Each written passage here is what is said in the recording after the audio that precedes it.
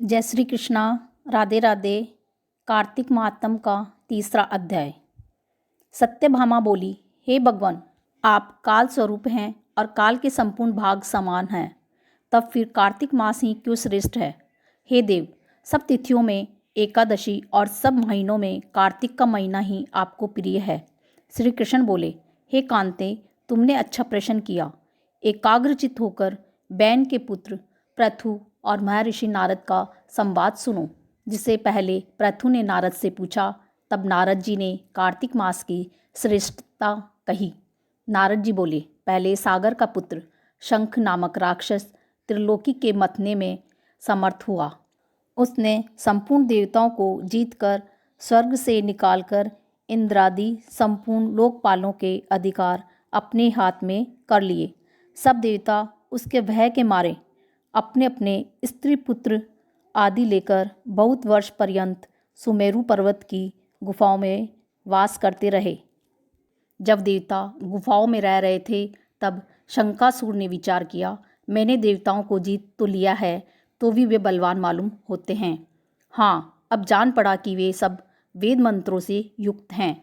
इससे उनके वेद मंत्रों का हरण करने से वे सब बलहीन हो जाएंगे। ऐसा विचार कर वह असुर विष्णु भगवान को नींद से ग्रस्त देख स्वयंभू ब्रह्मा जी के लोक में जाकर वहाँ से वेदों को निकालकर चलने को तत्पर हुआ।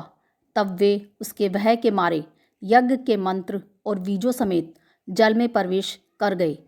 तब तो वह शंकासुर भी उन्हें ढूंढता हुआ समुद्र के भीतर विचरने लगा, परंतु वे वेद एक स्थान पर कहीं भी प्राप्त न हुए। पीछे से ब्रह्मा जी सब देवताओं को संग ले और पूजा की सब सामग्री इकट्ठी कर बैकुंठ में विष्णु भगवान की शरण में गए। वहाँ उनके जगाने के निमित्त सब देवता गाने बजाने लगे और गंध धूप बार बार देने लगे। उनकी भक्ति से संतुष्ट होकर भगवान ने नेत्र खोले। तब सब देवताओं ने विष्णु भगवान के दर्शन किए और षोडशोपचार से पूजा करके दंडवत पृथ्वी पर गिर पड़े।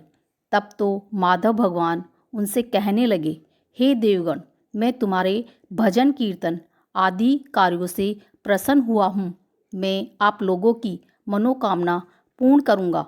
आश्विन शुक्ल पक्ष की एकादशी से देव उठनी एकादशी तक पहर भर रात्रि रहे, तब से जो मनुष्य तुम्हारी तरह भजन और कीर्तन करेंगे, वे मुझे प्रसन्न कर मुझे प्राप्त होंगे।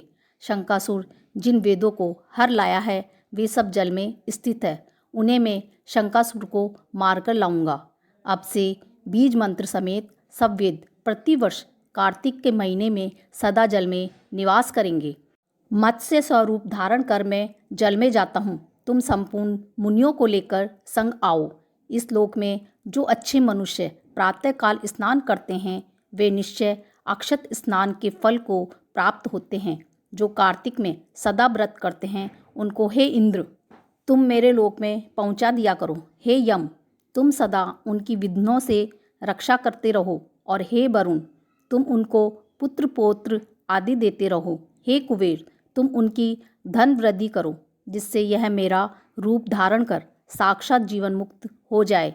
और हे अन्य देवताओं, जो जन्म से मरण तक उन बातों को धारण करते हैं, वे तुम्हारे द्वारा भी पूज्य हैं। जैसे तुमने मुझे एकादशी को जगाया है, इसलिए यह तिथि सदा मनाने योग्य है। जय हो विष्णु भगवान की जय। जय श्री कृष्णा। राधे राधे।